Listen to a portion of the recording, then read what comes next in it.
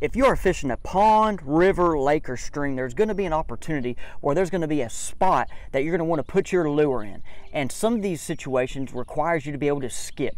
And in this video today on Bass Fishing Declassified, we're going to give you guys some tips to help you become better at placing your lures in these spots by skipping. Today, guys, I'm going to share with you a couple of tips on how to get better at casting. Today, I have two of my high school anglers right here on our Nashville Scrapper fishing team. And we're going to go out and actually try to catch some fish in a minute, but before we do that, we're going to practice our skipping right here under this tree. Okay guys, before I show you a couple of the drills to get better at skipping, I'm just going to do a little brief talking about the baits and the rod. Guys, there's a couple different baits that you can skip, of course, and as you get better at it, you will be able to skip more baits. But with it first, just understand it is not as easy as it looks, but it takes practice. So when you do mess up, you get a backlash. It is okay. A jig is a great lure to learn how to skip with. A bladed jig, for example, is another one that is good to learn how to skip with. Typically, your flatter style baits, not as bulky, will give you some good success. There's a bunch of baits out there, but just going to share that tip with y'all. Now guys, rod. Rod is a big key with skipping. This right here is a spinnerbait rod. It's a medium heavy action rod, but it has a good tip. You want that good tip to be able to have a little bend to give you some speed as this goes under where you're skipping. We're about to be skipping right here under these trees. You know, you need to be able to skip under docks, and there's other types of structure that you want to be able to skip under. Now, why do we want to be really good at skipping? It's because you can put these lures in places that other people cannot, and places where bass are at. Now, hey, let's go to the drills real quick to help you get better at skipping and putting lures in places where people can't. The first drill I want to talk about is practice skipping in open water. So to the left of the boat here, you see we're in open water. Now, when I say practice skipping, try to visualize your target. Over here, our target right now is just this lay down tree. We have a nice shade line, a perfect place for a bass to be set up. But if you want to visualize docks, visualize docks. If you want to visualize this tree, visualize this tree. Now, one little tip real quick. I know there's a bunch of different, techniques. You hear about the rollover cast, all these specific techniques. One thing I'm just going to want to share is you want this lure to try to be parallel with the water. That is one thing that I just like to keep in my mind. I don't want to make it overcomplicated, make this a calculus problem. Guys, these guys are about to practice skipping in open water. Now, one thing I know that's also nice is to keep your thumb on that spool just in case, because you might backlash. It's part of the deal. As you're seeing, look, now these guys have fished quite a bit, but they don't get to fish as much as me or you, and they're still young. So this is a way for us to practice before we go out and catch some fish. So they're up here switching. Let's see what Walker. Okay. Good job. Watch out. Oh, we had a backlash here. It is okay. Oh, my bad. Yeah. My bad. Here we go. Good job. Now, if y'all guys just could see that, one good thing that this young angler did is he kept his elbow tight to his body. That is one thing I know that I learned from Johnny years ago on skipping. Johnny from Fish the Moment is keeping that elbow tight to the body. He kept that elbow tight, kept the lure parallel to the water. Really nice cast. Now, we're going to have this one go up here real quick. Now, hey, that was a good skip, and he kept it parallel, but he did have his elbow open a little bit. But hey, he did have a nice skip, though, I will say. Now we're going to go to the target. Good job. Now, hey, one thing that this is Halton, by the way. I'm going to go ahead and say their names. One thing that Halton just did that was well is he kept that lure close to the water as he can. Like I said earlier, you don't want to throw it at a 90 degree, or you don't want to throw it at an angle going down at it. He threw it right here, kept it, and had a good little skip. Sadly, there was not a bass there, though. Yep, that will be cut. There we go. Good job. No. That was a nice skip right there. Now, guys, Walker, before we even came out here, was like, I'm not really good at skipping. I'm a little nervous. But look at this. Under pressure, putting that thing where you need to. Now, guys, I hope you enjoyed this segment, okay? Let me know if you did enjoy this and would like to see more tips with me with kids in the boat. Right now, one thing I didn't mention, we have a frog that we're getting skipped. We're skipping a bladed jig right here. Like I said earlier, there are a bunch of lures you can skip. Go out and practice. Hopefully, these drills will help you. And, hey, let's go see what Matt says about skip. One of my favorite things to do is skip baits under low-hanging cover. It truly is a fun way to fish, and if you can put the bait where you want it to go, you're probably going to generate a few extra bites. And I want to just throw out there that you should not be afraid to skip small finesse style baits. Now in this case, I like skipping a small 3.3 Kitech swim bait. I do it on a tush jig head by Core Tackle. And the reason this works so well is this jig head will be inserted into the swim bait. And because it's inserted into the swim bait, what it does, just like that, is it transfers all of the weight from the head into the body, and it creates a more compact bait that has weight throughout the bait, and therefore it skips much better. Most people don't realize that not all baits were made for skipping. The bigger the bait, the more appendages to a bait, the harder it is to skip. If you go try to skip a spinner bait, it does not work nearly as good as a swim jig. The only real difference is an arm with a couple of blades, but that arm grabs the water, it prevents the bait from skipping. The same thing happens with your swim baits. If you want to skip swim baits around docks and under overhanging trees, you can do it much easier with a more compact bait like this Core Tackle tush. And it just has to do with the fact that the bait has the weight inside of the body versus a jig head. That jig head will want to pull the bait down. Now when it comes to skipping these, you can't necessarily go out there with the same heavy tackle that you'd skip a 1/2 ounce jig with. You want to go with a lighter action rod.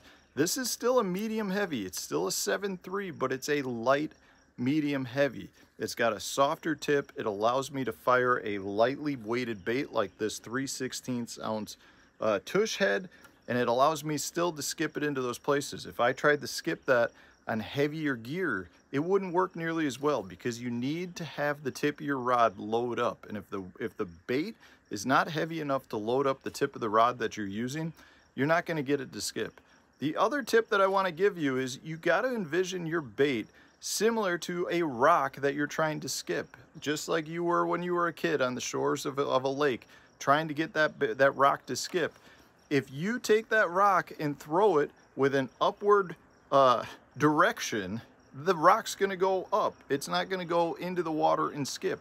You want to have your bait be similar to the rock in that you're actually throwing it or casting it at the surface of the water and getting it to skip from that standpoint.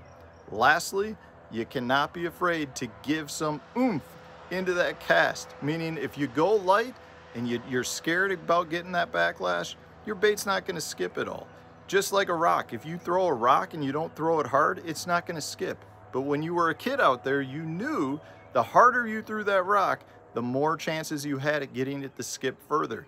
Exact same thing with a fishing pole and a bait. You just can't be afraid of getting that backlash. But practice makes perfect. If you're out there and you're trying it, you can skip the lightest of baits. Hey guys, what's up? Welcome back here to another edition of Bass Fishing Declassified, and thanks for tuning in to today's video, much appreciated.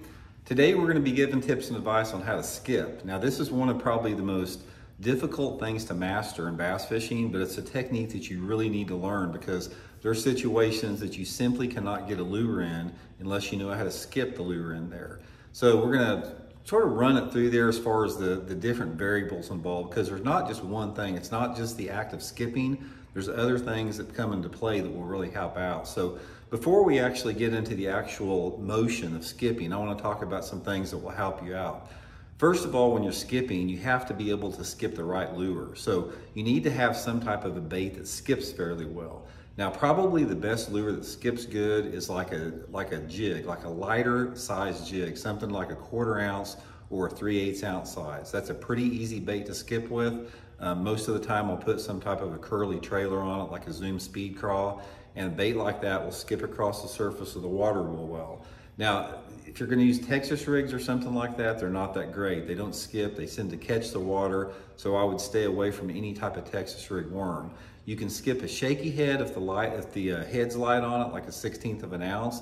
Probably the easiest lure to skip is a wacky rig, just some type of like a wacky rig, soft plastic stick bait. But if you stay to those type of lures that are easier to skip, it's going to make the motion actually a lot easier. The next thing, you have to have the right setup, guys. You can use a spinning rod or a bait caster. Obviously, a spinning rod is a lot easier. A spinning rod is really easy to skip a wacky rig with. So if you're having problems with a bait caster and it's frustrating, which it is to a lot of people, just stay with your spinning outfit. You can beef up your line size. You can put like 12, 15-pound test line on your spinning rod. You can skip jigs. You can skip wacky rigs, shaky heads, all that type of stuff. So Much easier to skip with a spinning rod. But if you're going to skip with a bait caster, which a lot of people do, a couple different things with that. First of all, you can't use a real long rod. I don't like to use anything over 7 feet long. 7 foot is going to be about the maximum to get the good wrist action on that. So try to stay to a rod length of about 6'10" to 7 feet. Next thing, make sure your rod's not that stiff. You need some type of a medium, at the very most a medium heavy action. You need that rod tip to load up a little bit with that to get that bait to actually slingshot back in there. And also when you're spooling up your line, guys, do not spool your line all the way full. Make sure you have a gap of like 1/8 of an inch to 1/4 of an inch, and that'll really help you eliminate backlashes. Another thing you can do to eliminate backlashes is to take a piece of tape and tape the line on your spool and then spool over that tape with just maybe like 50 foot of line out there, and that will keep you from backlashing. Now let's talk about the skipping technique part first of all. If you're using a spinning rod or bait caster, it doesn't really matter. It's all about the trajectory. You got to get low. So what you want to do is if you come up to a piece of cover like that, sort of get your body crouched down low, and you want to come in sidearm like that. And just make a sidearm cast, almost like you're skipping a rock. Just pretend like you're skipping a rock. You can't come up high like this.